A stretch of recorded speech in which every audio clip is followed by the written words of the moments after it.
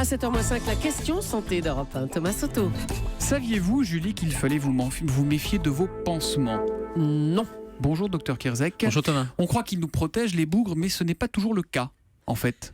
Alors non, c'est pas toujours le cas, et surtout ces pansements, ça peut cacher une infection, ça peut macérer à l'intérieur des pansements. Donc très souvent dans nos prescriptions, on donne la prescription de laisser les plaies à l'air libre. Alors ça, c'est valable pour les petits bobos, mais c'est pas forcément valable pour les plaies post-opératoires qui, elles, nécessitent souvent des pansements. Alors du coup, ce matin précisément, vous nous parlez d'un nouveau pansement mis au point par des chercheurs de l'université de Bath en Angleterre.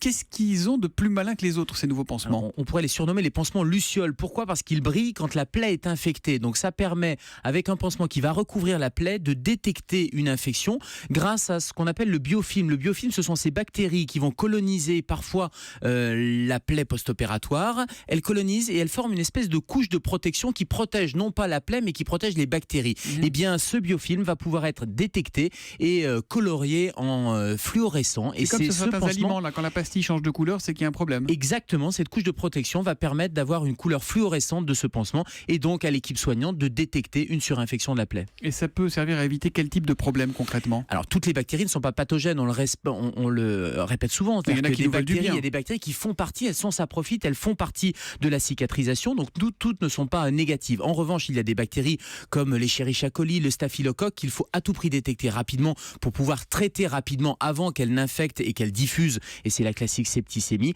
Eh bien ces bactéries-là fabriquent le biofilm et ce pansement va être capable de les détecter. Donc elles ont vraiment un intérêt grâce à ces microbilles et cette coloration fluorescente. Elles vont avoir un intérêt dans les plaies post-opératoires. Alors là, vous nous parlez des plaies post-opératoires, donc on est quand même sur du lourd, comme on dit. Est-ce que ce pansement, ce nouveau type de pansement, va pouvoir nous servir pour chacun de nos petits bobos de la vie quotidienne ? Alors non, il faut que le jeu en vaille la chandelle, et on voit bien que c'est pour des plaies et des infections nosocomiales. Les plaies post-opératoires, c'est une des principales infections nosocomiales, les infections qu'on contracte à l'hôpital. En revanche, pour les petits bobos, il va falloir rester à des moyens classiques, et le moyen classique, c'est de mettre un petit pansement et de surveiller cliniquement. C'est ça qui est important. Si la plaie devient rouge, si elle devient chaude, si elle devient douloureuse, c'est là il va falloir s'inquiéter, il va falloir consulter un médecin. Donc pour les petits bobos, vous allez rester Thomas avec vos pansements simples, les pansements Spiderman, qui sont des pansements Spiderman ou des petits pansements, surtout pour les enfants. J'espère que vous avez dépassé le stade du Spiderman. En tout cas, c'est cette surveillance visuelle qui va être importante, et on n'est absolument pas sur ce pansement nouvelle technologie.